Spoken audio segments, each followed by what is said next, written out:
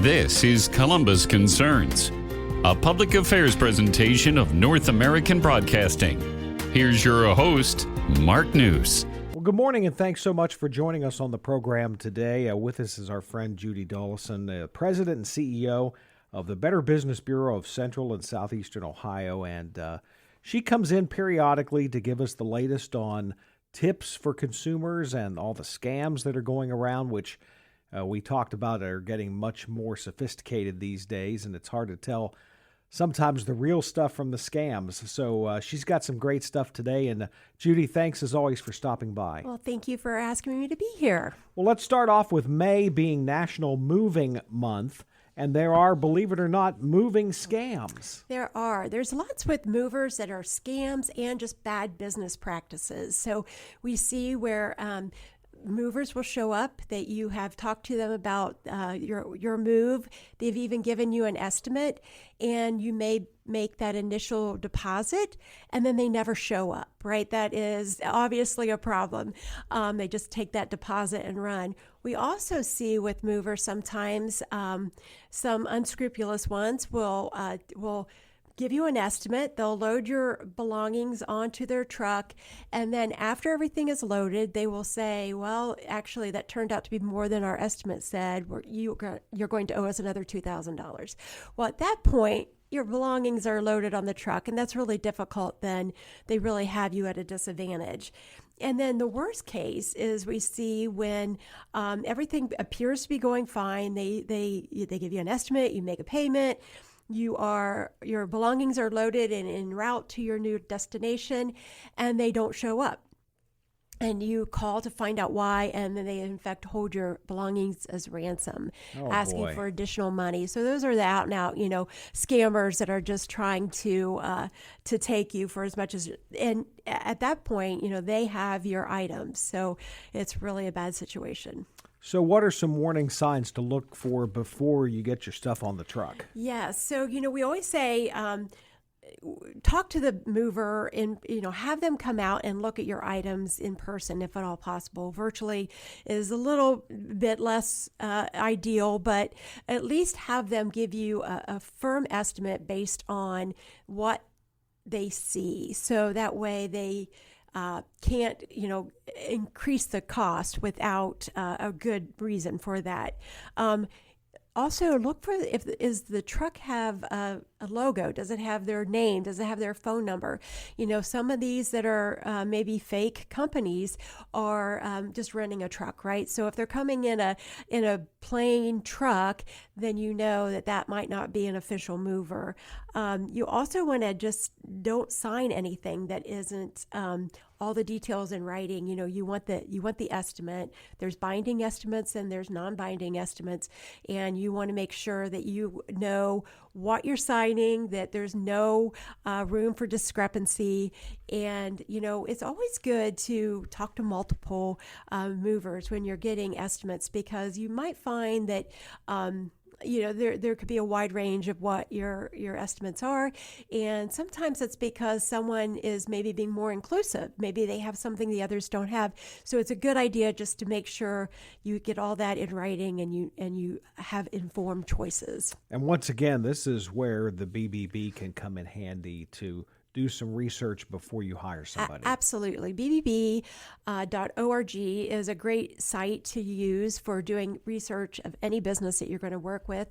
Movers, we have a lot of movers in our database. Obviously, we have 65,000 just here in Central Ohio, millions across the country of business profiles where you can read complaints and reviews and just find out more about the types of the services that a business provides. And it's really a great place to start. We always say start with trust. So you want to trust that business that you're going to work with, especially when it comes to something they're taking all of your belongings. You really have to know that they're a trustworthy business. So bbb.org is a great place to start. bbb.org, that's so easy to remember. And of course, we'll give that address throughout the program as we go along. So if you are the victim of one of these unscrupulous movers, yes, and they're holding your valuables hostage, what do you do? Yeah, so there are two governing agencies that supervise movers. If it's in the state of Ohio, movers are regulated by the PUCO, the Public Utilities Commission. So they are a place to go to find out if a mover is registered. They need to be registered. And so a great place to start, in addition to BBB. And then you can, if you have a problem, that is a source for talking to them about, any complaints you have. If it's out of state, then it's regulated by the Federal Motor Carrier Safety Administration, and that is a federal authority that has the same type of thing. They have to register with the federal motor carrier, and if there are problems, they oversee if there's, especially if there's something like ransom or they're holding your belongings, that is something that they will intervene in. The president and CEO of the Better Business Bureau of Central and Southeast Ohio, Judy Dollison, is here, and she's giving us lots of good tips today. And as always, we recommend you go to the Better Business Bureau website, bbb.org, before you get involved in pretty much any kind of a business deal. And one of the deals that I hear a lot about these days is pet insurance. It's so expensive. Taking a dog or a cat or any kind of a pet to a veterinarian is almost as expensive as a human going to the doctor or the hospital. It really is. And, we treat our pets like family, right? Oh, so sure. we want to care for them like family. So it does come with a cost, though. So with pet insurance, and really just like any agreement that you're making, you want to ask those upfront questions to make sure you're getting what you think you're paying for, right? So if you want to find out if the insurance covers, wellness visits. Does it cover lab fees? Does it cover a pre-existing condition? All of those questions you want to ask up front to make sure that you are getting the exact insurance that you're looking for. Boy, read the fine print, right? Right, absolutely. Read the fine print. Good to get estimates again. We always recommend that with really about any big investment that you're making. You want to know that you're getting a fair cost, and you want to use it as a comparison as well. Yeah, sometimes you just have to look at it and say, is this worth it? Right. Is it worth the money that I'm putting out for pet insurance when maybe I could pay out of pocket and it wouldn't be any different? Right. And we know that pets can sometimes, oftentimes get more expensive as they get older, as it works for all of us.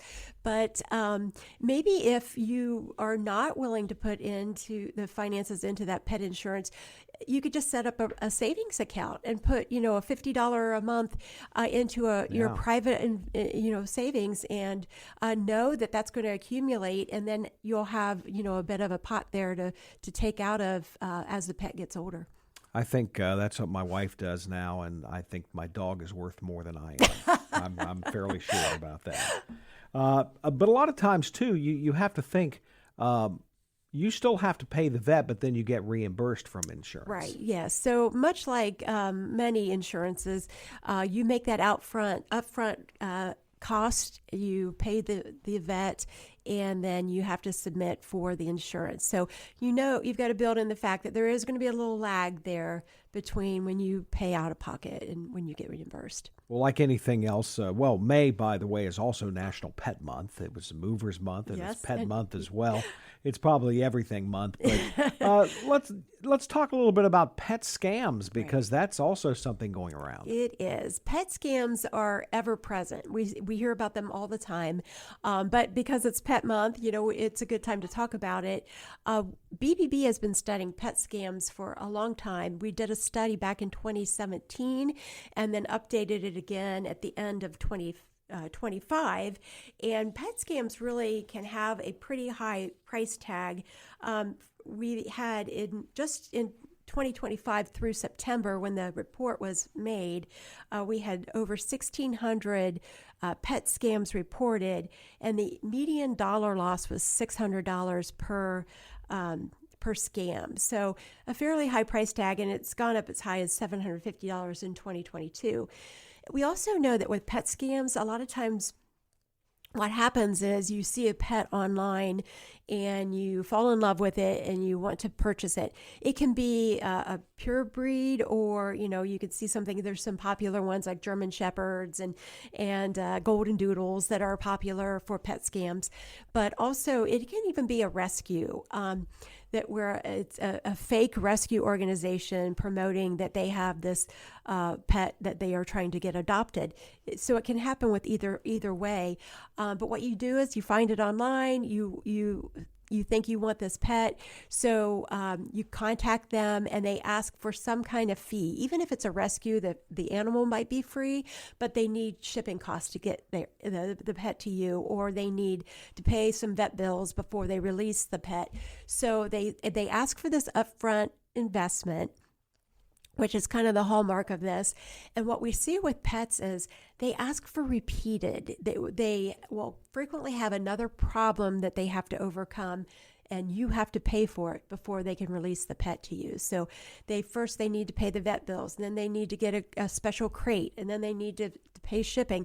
So they'll double down and triple down on you, trying to get more and more money out of you before you find out that this isn't ever going to be a pet that you receive. And of course, lots of pet rescue scams as well. Right. Yeah. It's really the same whether it's the pure breed or the rescue group. They're trying to get you hooked on that pet, and then they'll get the money out of you.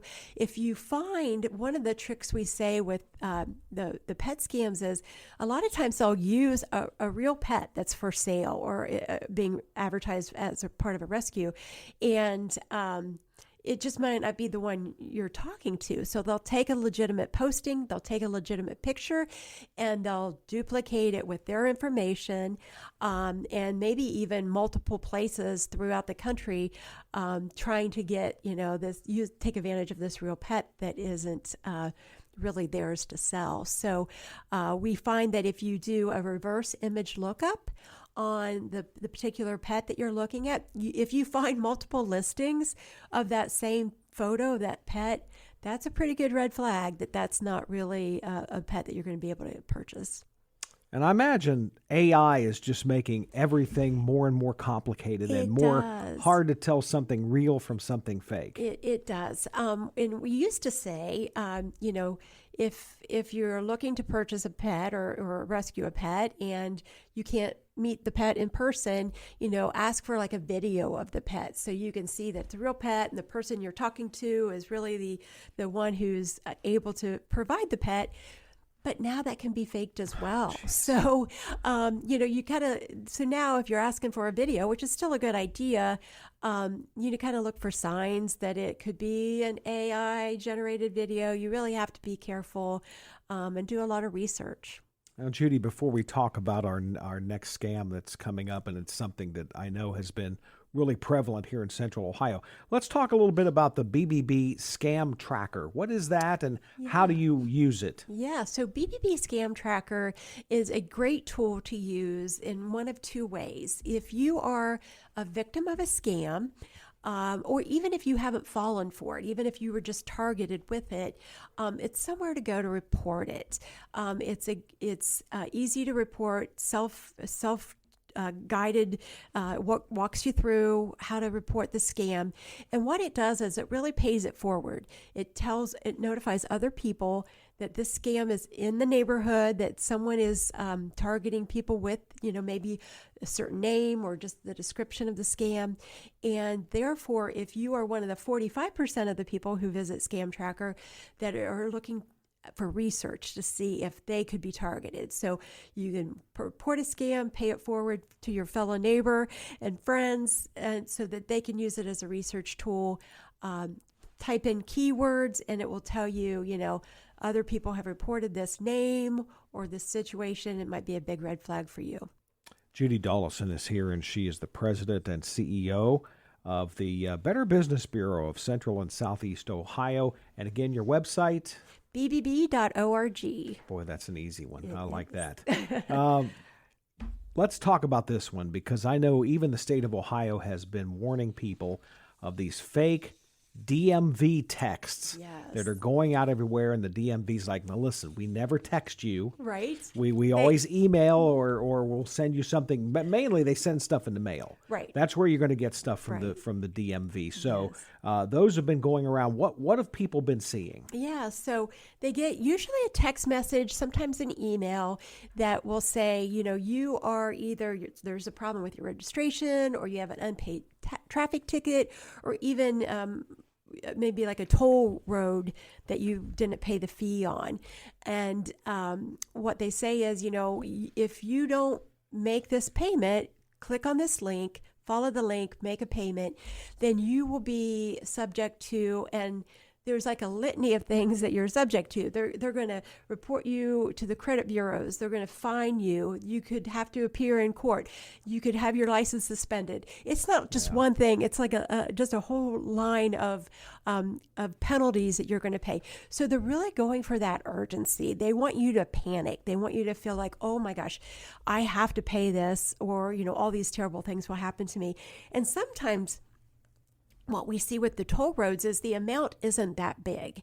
It may be like $15. So, you pay it because you just don't want the threat of all these things that could happen. So what you click on the link from the text or the email, it takes you to a fake website. The website could look very professional. They could even use the logo of the state, the DMV.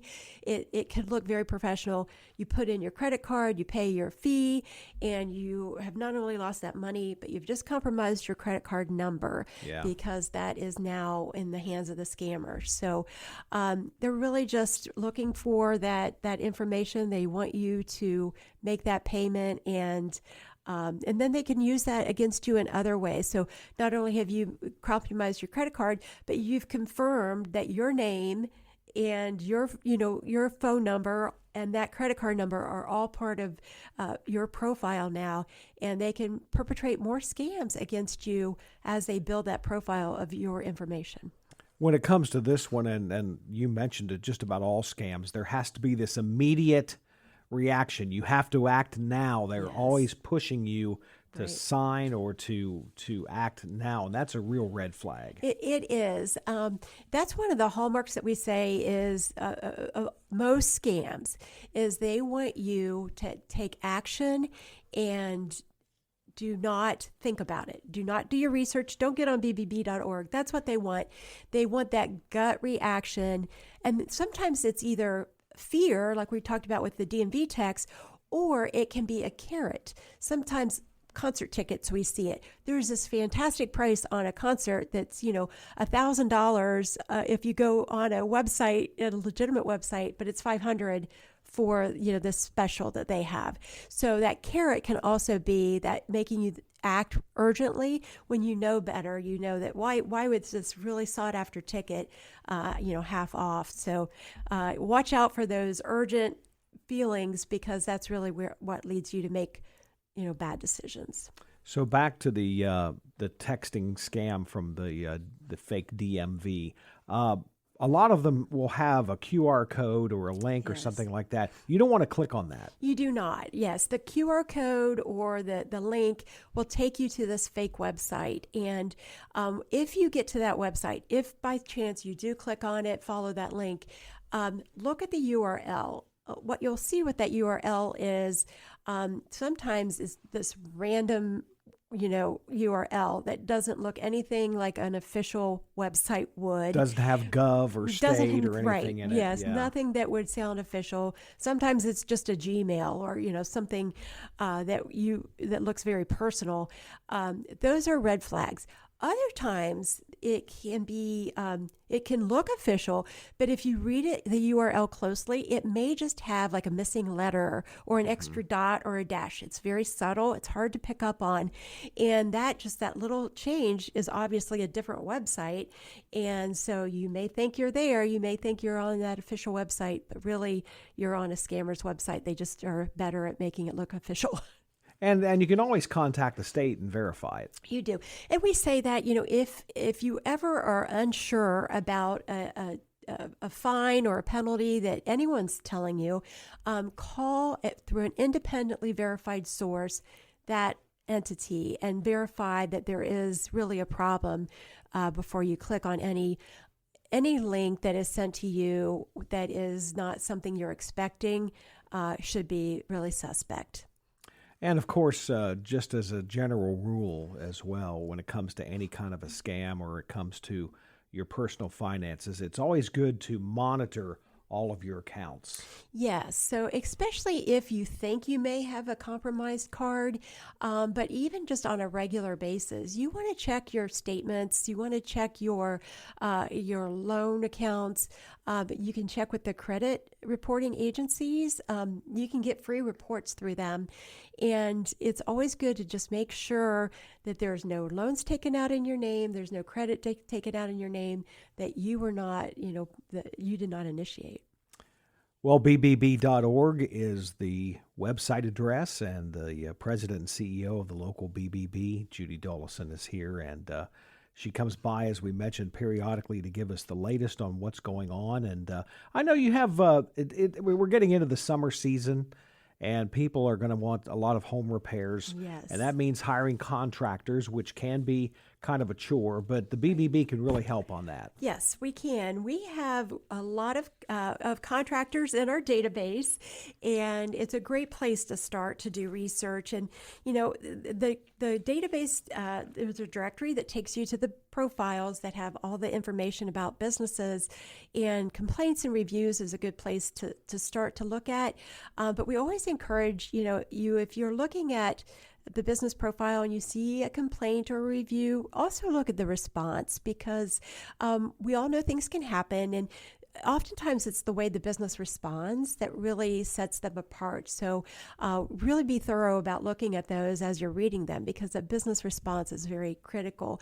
But the profile will also give you information about, the service area, if you're maybe on an outlying part of the town, or just the types of services that they offer. So if it's a narrow subset of a larger type of business, it can really give you a lot of information, so you don't waste your time talking to a business that ultimately cannot do what you're asking.